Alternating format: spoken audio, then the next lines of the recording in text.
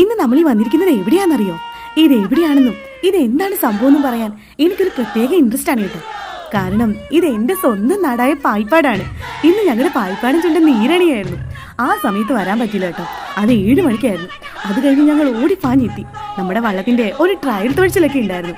അത് കാണാൻ വേണ്ടി ഞങ്ങൾ വന്നപ്പോഴേക്കും എല്ലാം സ്റ്റാർട്ട് ചെയ്യുന്നതേ ഉള്ളായിരുന്നു. വളരെ ആവേശത്തോടെ ഞങ്ങൾ നോക്കിയിരുന്നു കേട്ടോ. ദാ ഇപ്പൊ തുടങ്ങും നമ്മുടെ.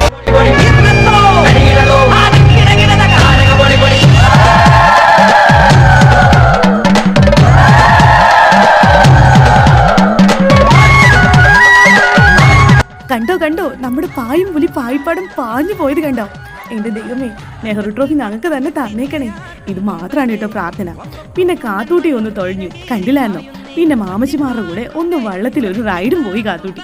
അവിടുന്ന് നേരെ വന്ന് ആളൊഴി നമ്മുടെ പായിപ്പാടൻ ചുണ്ടനിൽ കയറി 2 ഫോട്ടോയും എടുത്തു. ഈശ്വര, ജയിപ്പിച്ചേക്കണേ ഞങ്ങളുടെ വള്ളത്തെ.